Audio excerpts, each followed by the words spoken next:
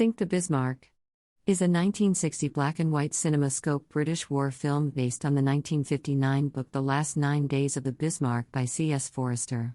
It stars Kenneth and Dana Wynter and was directed by Lewis Gilbert. To date, it is the only film made that deals directly with the operations, chase and sinking of the battleship Bismarck by the Royal Navy during the Second World War.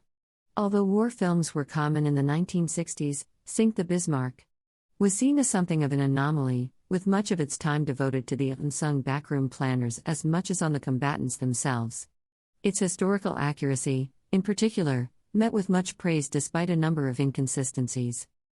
Sink the Bismarck was the inspiration for Johnny Horton's popular 1960 song, Sink the Bismarck. The film had its royal world premiere in the presence of the Duke of Edinburgh at the Odeon Leicester Square on February 11, 1960. Plot: in early 1939, Nazi Germany's most powerful battleship, Bismarck, is launched, beginning a new era of German sea power. 2 years later, after war has begun, British naval intelligence discovers Bismarck and the heavy cruiser Prince Eugene are about to sail into the North Atlantic to attack Allied convoys. From a London underground war room, Captain Jonathan Shepherd, Kenneth, coordinates the hunt for the dreaded Bismarck. Later, the two German warships encounter HMS Hood and HMS Prince of Wales in the Straits of Denmark, and the four warships engage in a deadly gun duel. The battle results in the annihilation and violent disintegration of the Hood, shocking combatants on both sides. Now Prince of Wales is alone and is fired on by the two German ships. However, it manages to inflict damage on the Bismarck's bow. Bismarck returns fire, destroying the Prince of Wales bridge. Eventually, Prince of Wales emits a smokescreen behind which to retreat. Bismarck and Prince Eugene also retreat, but they are shadowed by the cruisers HMS Suffolk and HMS Norfolk using radar. Later, Prince Eugene breaks away and heads toward the port of Brest, in occupied France, while Bismarck turns and fires at the British cruisers to provide cover as it escapes. The attack forces the cruisers to retreat.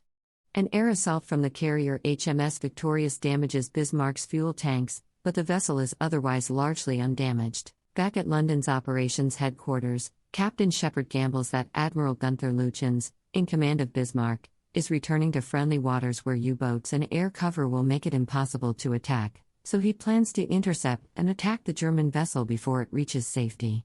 Shepherd commits a disproportionately large force to the search, and his wager proves correct when Bismarck is located steaming toward the French coast.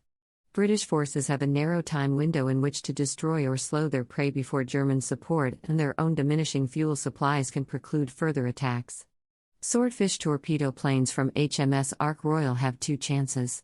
The first fails when the pilots misidentify HMS Sheffield as Bismarck, but thankfully their new magnetic torpedo detonators are faulty, with most exploding as soon as they hit the sea. Returning to the carrier and changing to conventional contact exploders, their second attack, this time on the real Bismarck, is successful. One torpedo causes only minor damage, but a catastrophic second hit detonates near the stern, jamming the German battleship's rudder, drastically slowing her down. Unable to repair its rudder, Bismarck steams in circles. During the night, the German battleship is attacked by two British destroyers.